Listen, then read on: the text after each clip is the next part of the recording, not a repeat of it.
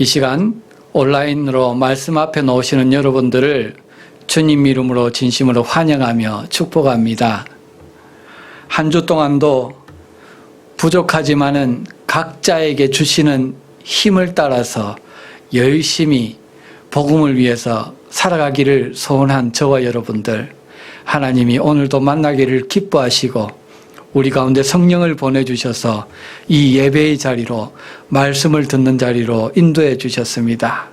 주님이 불러주셨기 때문에 우리가 마음과 뜻을 다해서 주님의 임재 앞에 나가면은 반드시 새 생명을 주시고 새 힘을 공급해 주실 줄로 믿으시기 바랍니다. 여러분, 신앙생활에서 중요한 것이 무엇일까요? 행위일까요? 아니면은 마음일까요? 참 대답하기 쉽지 않은 질문입니다. 이 행위와 마음, 믿음으로 인해서 많은 종파가 갈리기도 하죠. 그죠? 교파가 나눠지기도 합니다. 하지만 제가 주님의 말씀에 비춰보면은요, 마음이 더 중요한 것 같습니다. 비록 연약하여서 주님이 명령하신 그 사명대로 다 행하며 살지는 못해도 그것을 마음에 품고 나의 소원을 삼아서 살아가는 자를 우리 주님이 기뻐하신다는 것입니다.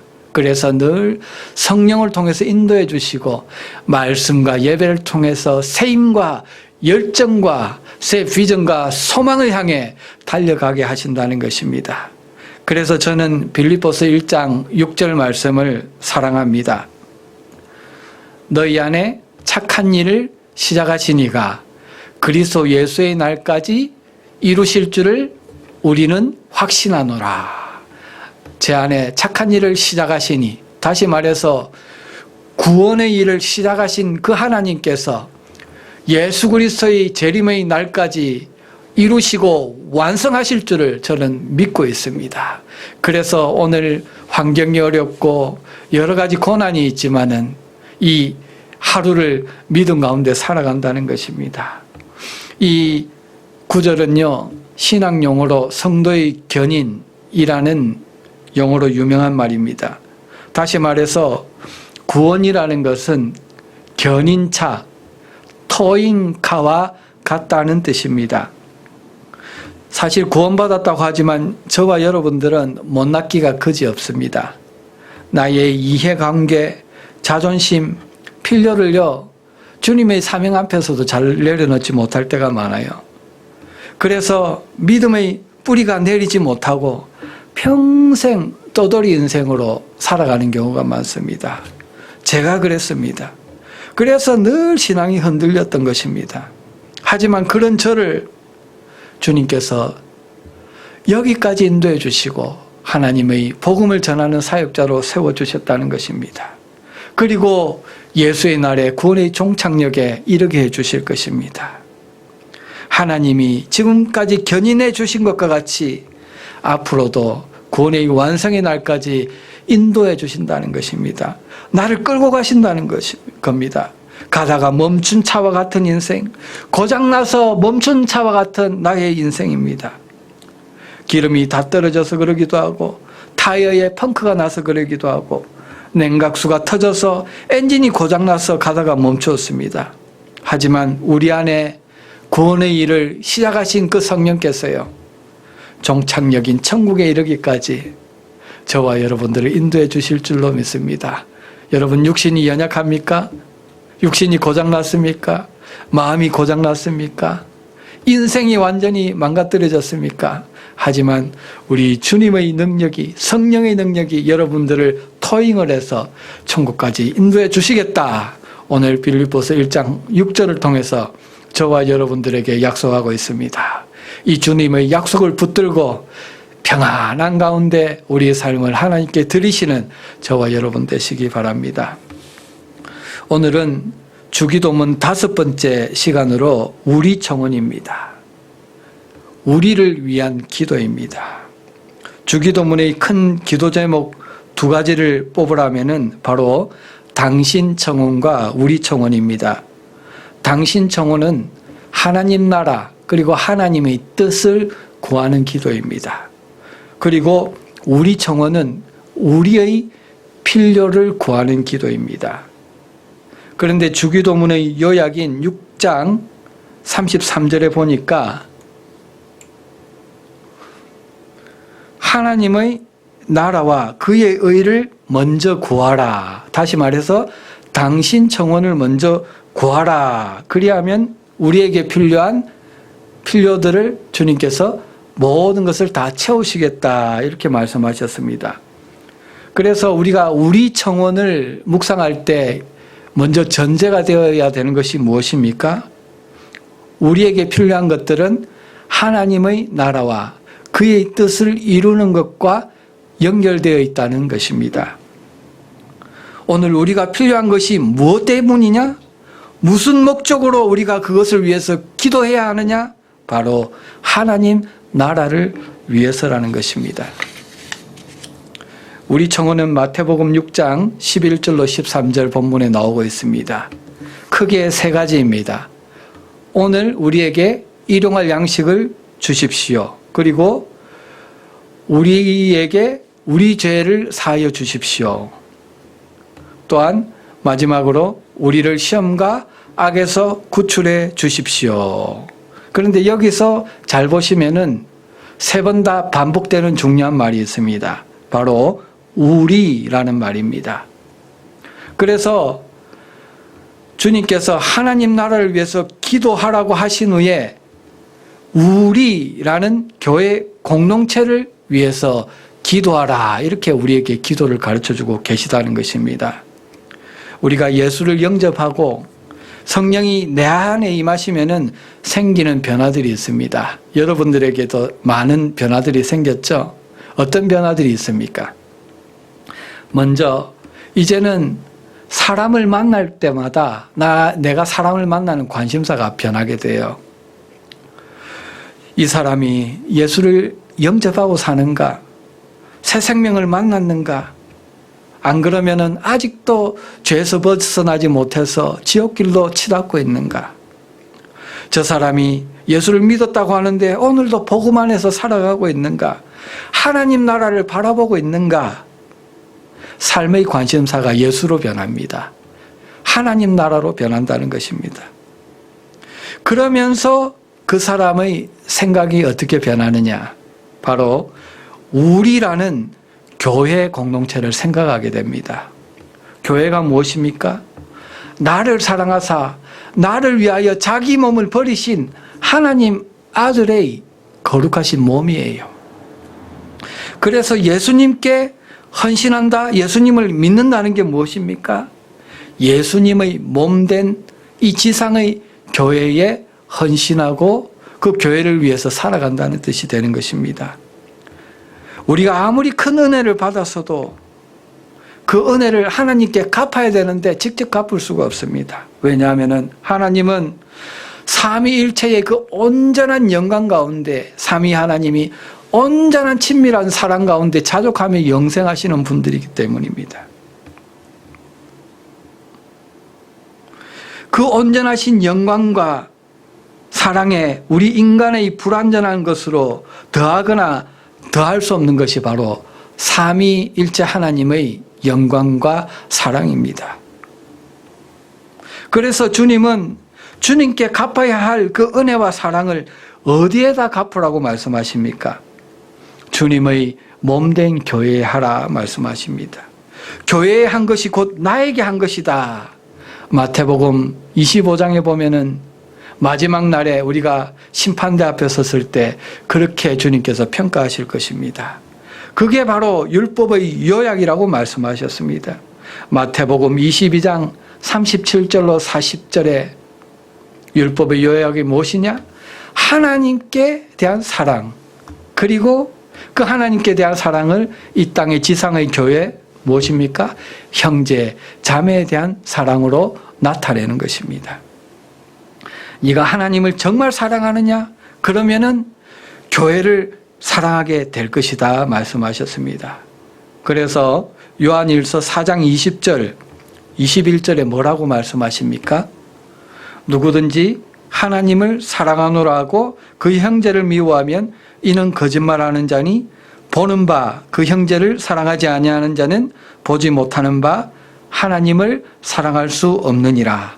우리가 이 계명을 주께 받았으니 하나님을 사랑하는 자는 또한 그 형제를 사랑할지니라. 하나님을 사랑하는 것과 이 지상의 교회, 형제 자매를 사랑하는 것을 동일한 개념으로 말씀하고 있다는 것입니다. 그래서 여러분, 이 땅에서 교회 생활을 할 때요, 연약한 주님의 교회를 사랑하지 않는 자는요, 말씀에 비춰볼 때 주님을 사랑하지 않는 자예요. 아무리 입술로 주여 내가 주님을 사랑합니다 찬양할 때 두 손을 들고 주님께 사랑을 고백해도 주님은 말씀을 통해서 밝히 말씀하시기를 교회를 사랑하지 않는 자는 주님을, 나를 사랑하는 자가 아니다 말씀하십니다. 세상을 사랑하는 자다, 자기 자신을 사랑하는 자다 말씀하십니다. 교회의 필요보다 자기의 필요가 앞서고 교회의 유익보다 자기 자신의 자존심, 이해의 관계가 앞선다면 주님을 사랑하는 자가 아닙니다. 자기의 옛사람 죄성으로 가득한 그 옛사람의 필요를 만족시키며 살아가는, 죄 가운데 살아가는 자라는 것을 우리는 알고 속지 말아야 한다는 것입니다. 그래서 이 시간 우리는 일용할 양식을 구하면서 하나님께 우리의 필요를 구하면서 내 안을 먼저 점검해야 합니다. 내 안에 정말 사는 것이 무엇인가? 세상인가? 예수인가? 나의 옛사람인가? 주님이 십자가를 통해서 다시 태어나게 하신 born again한 새 생명인가? 나의 기도는 나의 필요를 위한 것인가? 안 그러면 주님의 필요, 주님의 몸된 교회와 복음의 필요를 위한 것인가? 여러분, 기도할 때 무엇을 품고 기도하고 계십니까?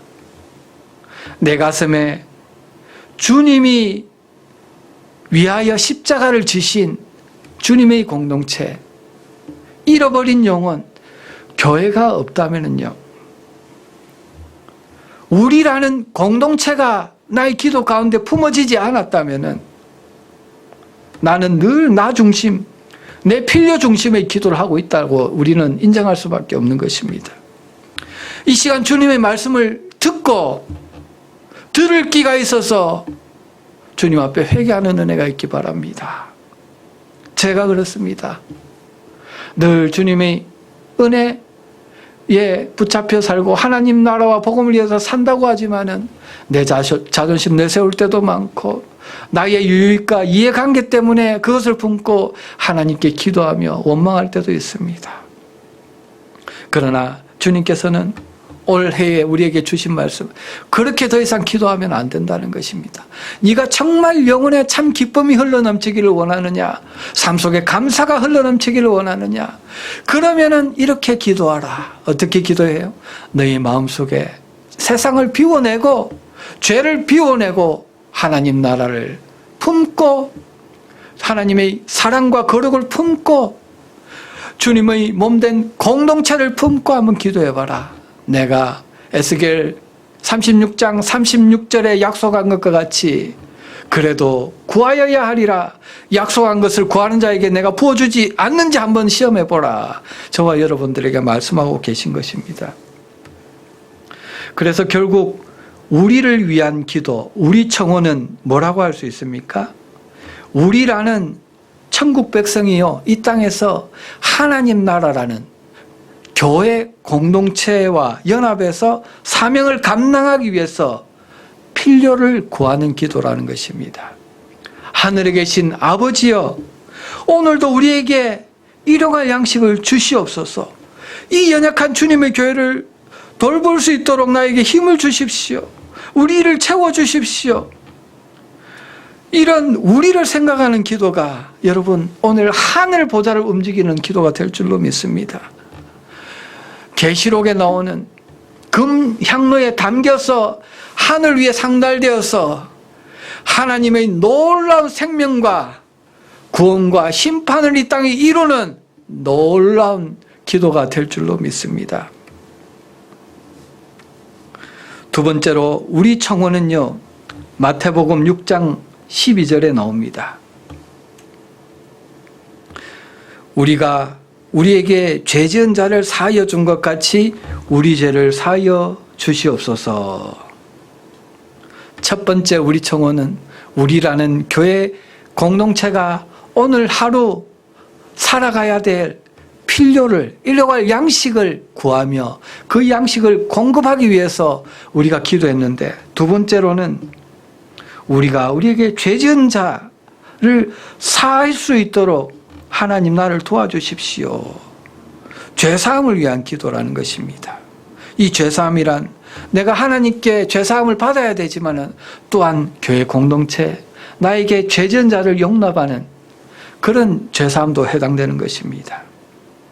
여러분, 공동체의 죄를 서로 용서하는 것은 우리에게 주어진 책임과 의무예요. 이것은 해도 되고 안 해도 되는 선택사항이 아닙니다.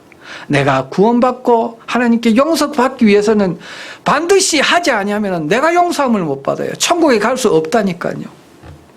그래서 천국 백성된 표가 무엇이냐? 어떻게 나타나느냐? 나에게 죄 지은 자를 용서하고 용납하는 자는요, 분명히 하나님께 구원받은 자인 줄로 믿으시기 바랍니다. 우리가 그리스도인이 되면은요, 조금 전에 나누었듯이 먼저 우리 믿음의 시각이 변합니다. 삶의 관심사가 변합니다. 저 사람이 복음을 영접했는지, 예수 그리스도를 주인으로 영접했는지 복음적인 관심사로 변해서 사람들을 만나게 됩니다. 그 다음으로 또 하나 변하는 게 있다면요, 바로 우리라는 공동체의 필요를 구하며 그 필요를 채우며 살아간다는 것입니다. 그 다음으로 또 하나 변하는 것이 있는데, 바로 내 마음의 한계, 내 사랑의 한계를 넘어서 공동체를 용서하고 사랑하는 신의 성품에 참여하는 자, 하나님의 성품을 닮아가는 장성한 자가 되어간다는 것입니다.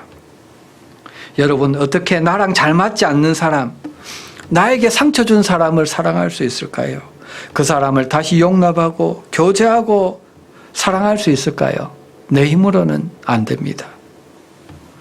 그런데 주님은 반드시 해야 하는 일이다, 저와 여러분들에게 말씀합니다. 그래서 마음이 상하고 아픕니다.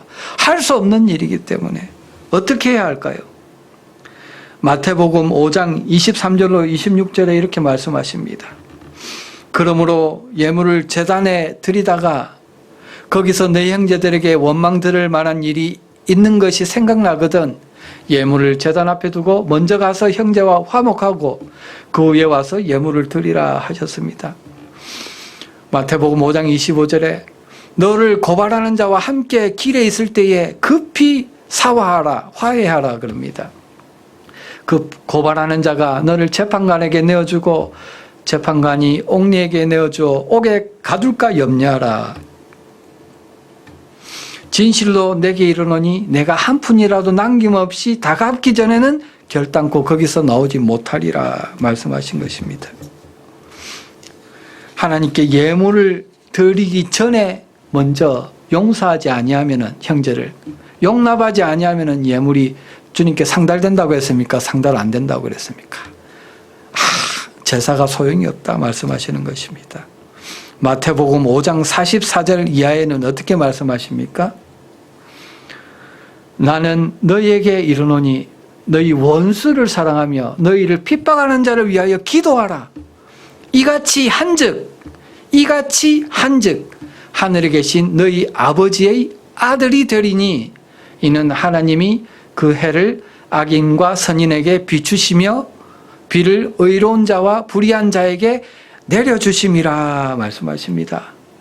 너희가 너희를 사랑하는 자를 사랑하며 무슨 상이 있으리요? 세리도 이같이 아니하느냐? 또 너희가 너희 형제에게만 무난하면 남보다 더하는 것이 무엇이냐? 이방인들도 다 이같이 아니하느냐? 그러므로 너희가 하나님의 백성이라면은, 하나님의 자녀라면 어떻게 해라? 하늘에 계신 너희 아버지의 온전하심과 같이 너희도 온전하라. 그렇지 않으면은 뭐라고요? 천국 백성이 아니다. 다른 말로 하면 그 말이에요. 그런데 여러분, 어떻게 우리가 온전할 수 있을까요? 아버지가 온전하신 것 같이 온전할 수 있는 방법이 무엇일까요? 3,000배, 6,000배, 10,000배를 매일 불교인들과 같이 하면은 온전해질 수 있을까요? 돌을 닦고 40일 금식 철학을 밥 먹듯이 하면은 그렇게 될 수 있을까요? 고행하고 소나무 뿌리를 뽑으면은 그렇게 될 수 있을까요? 내 힘으로는 안 됩니다. 내 힘과 결심으로는 안 돼요. 그런데 오늘 본문인 우리 청혼의 결론에서도 이와 같이 말씀하십니다. 너희가 사람의 잘못을 용서하면 너희 하늘 아버지께서도 너희 잘못을 용서하시려니와 너희가 사람의 잘못을 용서하지 아니하면 너희 아버지께서도 너희 잘못을 용서하지 아니하시리라. 주님께서 기도를 다 가르쳐 주신 후에 마지막에 이 말씀을 덧붙이셨습니다. 무슨 말씀입니까?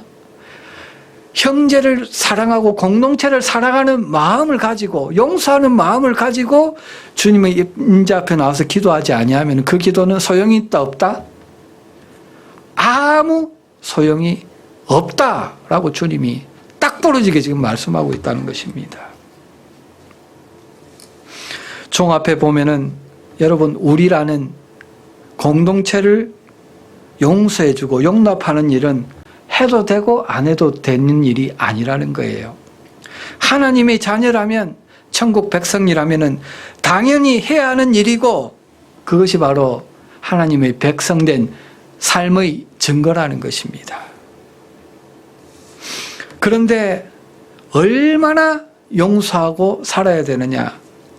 마태복음 18장 21절, 22절에 보면은 베드로가 주님께 물었습니다. 주여, 형제가 내게 죄를 범하였으면 몇 번이나 용서하여 주리까? 7번까지 하오리까? 예수께서 이르시되 내게 이르노니 7번뿐만 아니라 7번에 70번까지라도 할지니라. 보통 우리 경험에 비추어서 1번, 2번, 3번까지는 의지적으로 용서하고 용납할 수 있습니다. 은혜를 받은 자이기 때문에. 하지만 그 이상은 잘 안 되는 것 같아요. 그런데 베드로는요, 주님을 정말 사랑했으니까 내가 7번까지 그래도 최대 용서할 수 있을 것 같습니다. 이런 뉘앙스를 지금 말하고 있습니다. 그런데 그 이상은 더 이상 안 된다는 거죠. 그게 바로 죄 많은 우리 인간의 현주소입니다. 그런데 주님의 말씀은 무슨 말씀입니까? 70번에 7번까지도 할 수 있는 사람이 있다 없다? 있다라는 거예요. 성령으로 다시 태어난 새 생명은 된다라는 것입니다. 왜냐하면 그 힘과 사랑이 나를 통해서 나에게서 나오는 것이 아니라 하나님께서 공급해 주시기 때문에 그 공급해 주시는 새 힘과 새 사랑으로 나에게 죄 지은 자를 용서하고 용납할 수 있다. 주님이 말씀하고 있습니다. 바울이 이것을 경험했다고 고백합니다. 바울은 빌립보서 4장 13절에서 이렇게 고백합니다. I can do everything through him who gives me strength.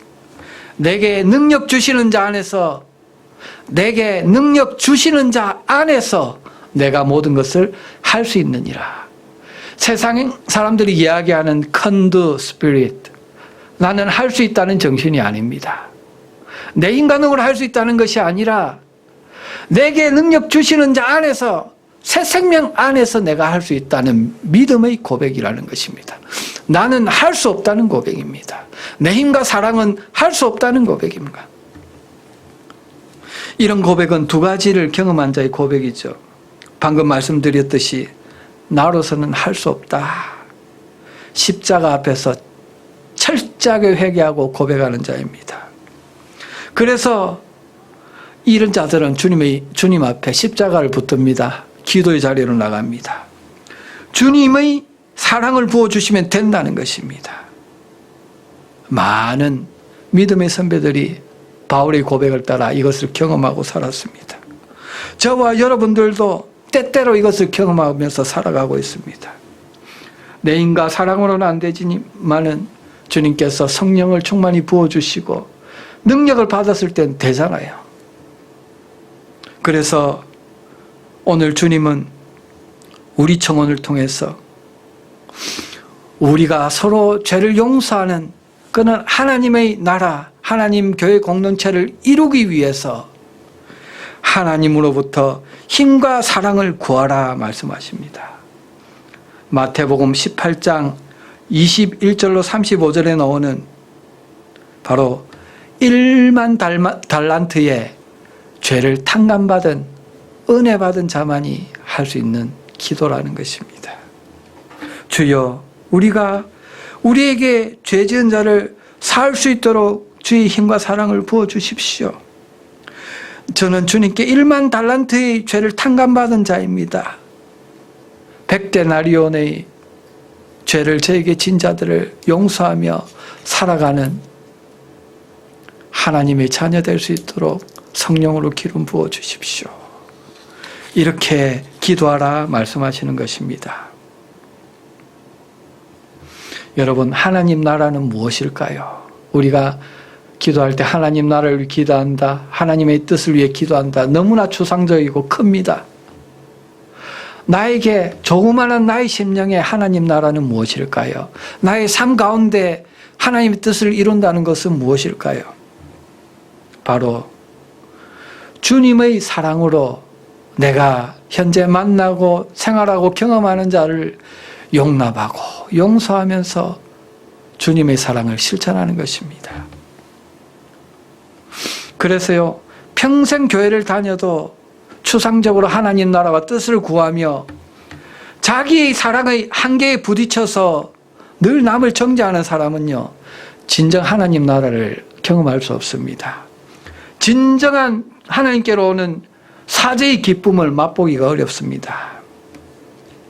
왜냐하면 100데나리온의 죄를 탕감해 주지 않기 때문입니다. 그래서 주님은 오늘 그런 자에게도 구하라 말씀하십니다. 무엇을 구하라? 성령의 능력을 구하라. 성령께로 오는, 성령을 통해서 나에게 임하는 그 놀라운 예수 그리스도의 사랑, 그 예수 그리스도의 성품을 구하라. 그러면은 주님께서 너희 안에서 생명으로 사실 것이다.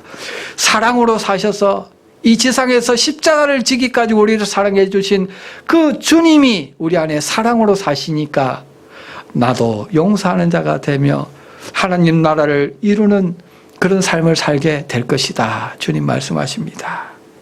이런 주님의 사랑이 우리 삶 속에 드러나고 천국이 이루어지는 놀라운 은혜가 저와 여러분들에게 임하기를 주님 이름으로 간절히 축복드립니다.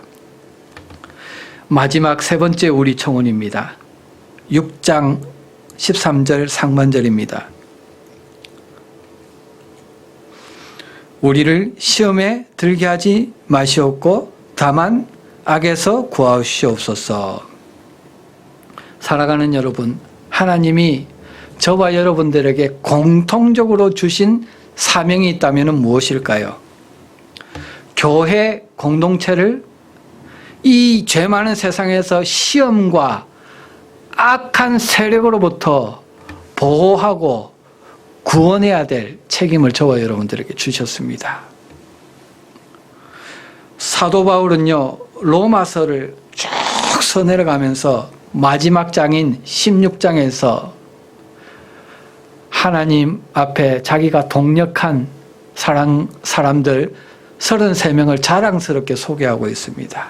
특별히 1절에 보면은 베베라는 여집사를 소개하고 있습니다.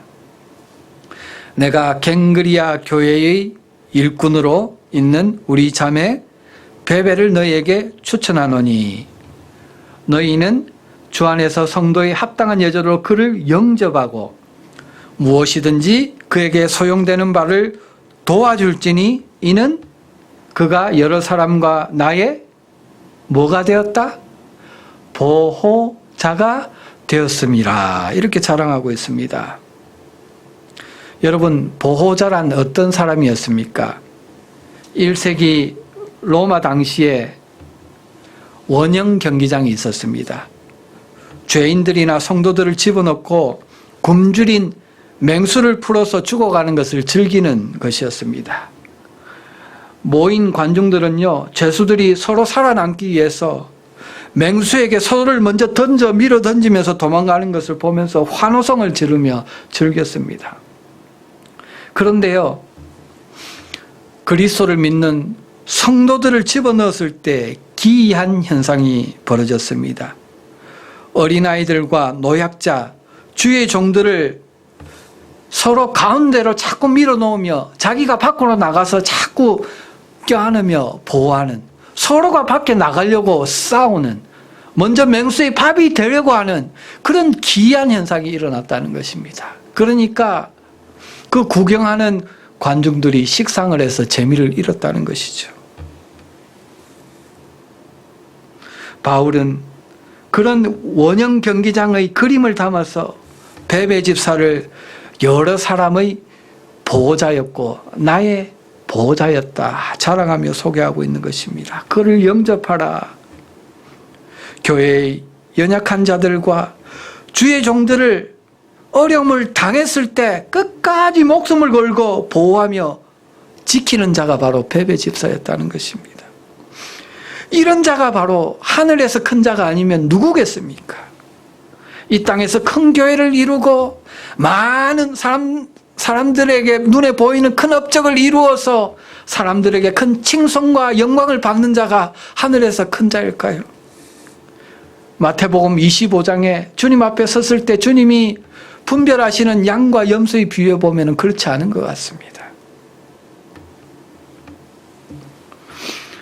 마태복음 25장 40절에 주님은 오른편에 설 자가 누구인지를 말씀하셨습니다.